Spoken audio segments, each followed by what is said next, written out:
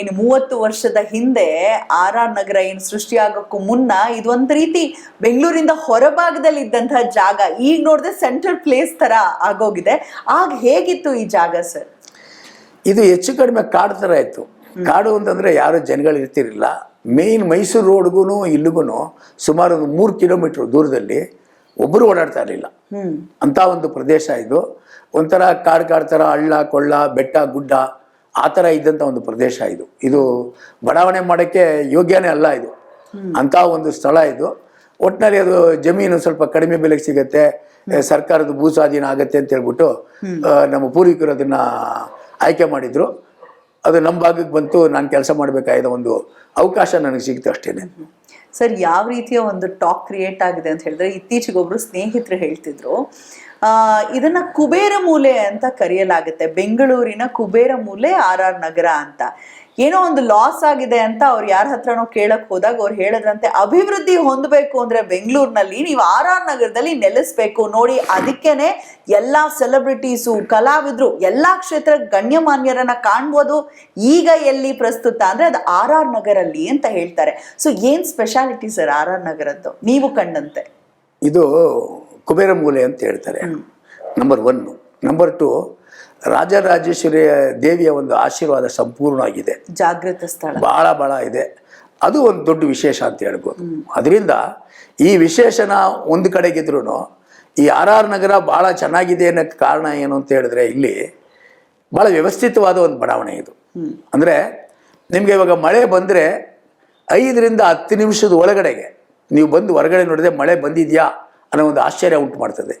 ಕಾರಣ ಅಂದರೆ ನೀರಿನ ಒಂದು ಕಾಲುವೆಗಳು ಮಾಡಿದ್ದೀವಲ್ಲ, ಅದು ಭಾಳ ಈಸಿಯಾಗಿ ಹೊರಗಡೆ ಹೋಗ್ಬಿಡುತ್ತೆ. ಎಲ್ಲೂ ನೀರು ನಿಲ್ಲಲ್ಲ, ಎಲ್ಲೂ ನಿಮಗೆ ಬಂದು ಆ ನೀರು ನಿಂತ್ಕೊಂಡು ತೊಂದರೆ ಕೊಡೋಂಥ ಒಂದು ಕೆಲಸ ಈ ಬಡಾವಣೆಯಲ್ಲಿ ಆಗಲ್ಲ. ಅದಕ್ಕೆ ವ್ಯವಸ್ಥಿತ ರೀತಿಯಲ್ಲಿ ಮಾಡಿದ್ದೀವಿ ನಾವು. ಬಡಾವಣೆ ಮಾಡುವಾಗ ನಮ್ಮದೆಲ್ಲ ಬಂದು ಬೆಟ್ಟ ಗುಡ್ಡಗಳಿತ್ತು. ಆ ಎಲ್ಲ ನಮ್ಮ ಇಡೀ ಸುತ್ತ ಬೆಟ್ಟ ನಮ್ಮ ಬಡಾವಣೆಗೆ ಸುತ್ತ ನಾವು ಕಾಂಪೌಂಡ್ ಹಾಕ್ಕೊಂಡಿದ್ದೀವಿ.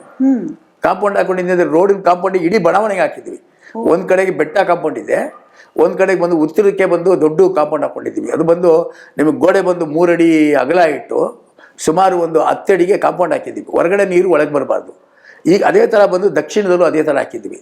ಸೊ ನಾವು ಹೊರಗಡೆಯಿಂದ ಯಾವುದೂ ನೀರು ಬರದೇ ಇರೋಂಗೆ ತಡೆದಿದ್ದೀವಿ. ಮತ್ತು ನೀರು ಈ ಕೆರೆ ಇದೆ ನಮಗೆ. ಒಂದು ಈ ಕಡೆ ಪೂರ್ವದಲ್ಲಿ ಒಂದು ಕೆರೆ ಇದೆ, ಪಶ್ಚಿಮದಲ್ಲಿ ಒಂದು ಕೆರೆ ಇದೆ. ಆ ಪೂರ್ವದಲ್ಲಿ ಕೆರೆ ಏನಾದರೂ ತುಂಬಿಟ್ರೆ ನಮ್ಮ ಬಡಾವಣೆ ಮುಳುಗೋಗ್ಬಿಡ್ತದೆ. ಅದರಿಂದ ನಾವೇನು ಮಾಡಿದ್ದೀವಿ, ಅಲ್ಲಿಂದ ಒಂದು ಸ್ಟಾರ್ ವಾಟರ್ ಡ್ರೈನ್ ಅಂದ್ಬಿಟ್ಟು ಆ ಎಲ್ಲಿ ನೀರು ಓವರ್ಫ್ಲೋ ಆಗುತ್ತೋ ಅಲ್ಲಿಗೆ ಕರೆಕ್ಟಾಗಿ ಅಟ್ಯಾಚ್ ಮಾಡಿ ತೆಗೆದುಕೊಂಡು ಬಂದು ಈ ಕಡೆ ನಮ್ಮ ಕೆರೆ ಇದೆಯಲ್ಲ ಆ ಕೆರೆಗೆ ನಾವು ಸೇರಿಸಲಿಲ್ಲ. ಕೆರೆಗೆ ಸೇರಿಸಿದ್ರೆ ಏನಾಗುತ್ತೆ ಅಂದರೆ ಕೆರೆ ನೀರು ತುಂಬಿದ್ರೆ ರಿವರ್ಸ್ ಆಗಿಬಿಡುತ್ತೆ. ಅದರಿಂದ ಕೆರೆ ಪಕ್ಕದಲ್ಲಿ ಸುಮಾರು 15 ಅಡಿ ಆಳ ಮಾಡಿ 6 ಅಡಿ ಪೈಪ್ನ ಹಾಕಿ ರೋಡಿಂದ ಆಚೆ ಕರ್ಕೊಂಡೋಗಿ ಬಿಟ್ಟಿದ್ದೀವಿ. ಅದರಿಂದನೇ ನಮಗೆ ಯಾವುದೇ ರೀತಿ ನೀರು ಡ್ಯಾಮೇಜ್ ಆಗಲ್ಲ. ಮತ್ತು ಈ ಕೆರೆಗೆ ಹೋಗ್ಬೇಕಾದ್ರೆ ನೀವು ಈ ಕಾಲುವೆಗೆ ಹೋಗ್ಬೇಕಾದ್ರೆ ಸ್ಟಾರ್ ವಾಟರ್ ಡ್ರೈನ್ನ ಎಲ್ಲೆಲ್ಲಿ ನಿಮಗೆ ವ್ಯಾಲಿ ಇದೆಯೋ ಒರಿಜಿನಲ್ ವ್ಯಾಲಿ, ಆ ವ್ಯಾಲಿಗೆ ನಾವು ಕಟ್ಕೊಂಡ್ಬಂದಿದ್ದೀವಿ.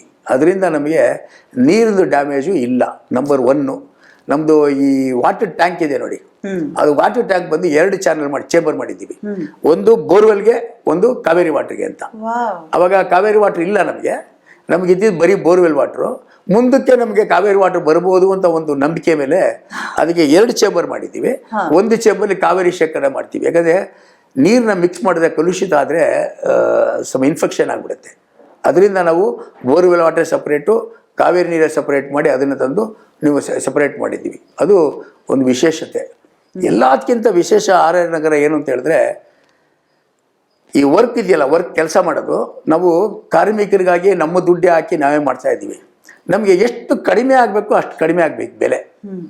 ನಾವು ಇವಾಗ ಬೇರೆಯವ್ರ ಹತ್ರ ತಗೊಂಡ್ರೆ ನಮಗೆ ಬೆಲೆ ಜಾಸ್ತಿ ಆಗುತ್ತೆ, BDAನಲ್ಲಿ ಸಿಕ್ಕಲ್ಲ.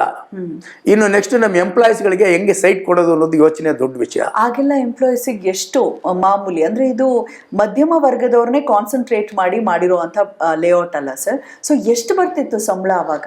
450 ರೂಪಾಯಿ ಅಷ್ಟೇ. 300 ರಿಂದ 450 ರೂಪಾಯಿ ಸಂಬಳ. ಸೊ ಸುಮಾರು ಎಷ್ಟು ಸೈಟ್ ಆಯ್ತು ಸರ್ ಅವಾಗ? ಇವಾಗ 6000 ಸೈಟ್ ಮಾಡಿದ್ದೀವಿ. ನೀವು ಆಗ್ಲೇ ಕೊಟ್ಟಿದ್ದು 6000ನೇ ಪ್ರಾರಂಭ ಮಾಡಿದ್ದು? ಹೌದು. ಸೊ ಪರ್ ಸ್ಕ್ವೇರ್ ಎಷ್ಟಿತ್ತು ಸರ್ ಆಗ? ಪರ್ ಸ್ಕ್ವೇರ್ ಫೀಟು 13 ರೂಪಾಯಿ, 18 ರೂಪಾಯಿ ಒಂದು ಸ್ಕ್ವೇರ್ ಫೀಟು. 18 ರೂಪಾಯಿ ಹಾಕಿ ಕೊಟ್ಟಿದ್ದು ನೀವು ಪ್ರಾರಂಭದಲ್ಲಿ. ಈಗ ಅಂದಾಜು ಎಷ್ಟಿದೆ ಸರ್ ಮಿನಿಮಮ್ ಅಂದ್ರೆ? ಇವಾಗ ಮಿನಿಮಮ್ 15,000 ರೂಪಾಯಿ ಸ್ಕ್ವೇರ್ ಫೀಟ್ ಇದೆ. ಏನ್ ಸರ್ ನೀವು ಇರೋರು ಬರೋರು ಎಲ್ಲ ಒಂದ್ ಸುಮಾರು 5,000 ಜನರನ್ನ ಕೋಟ್ಯಾಧಿಪತಿ ಮಾಡಿರೋರು ತಾವು ಅಂತಾನೆ ಹೇಳ್ಬೋದು. ಹಾಗಿದ್ರೆ ಸೂಪರ್, ಹೇಳ್ಬೋದು.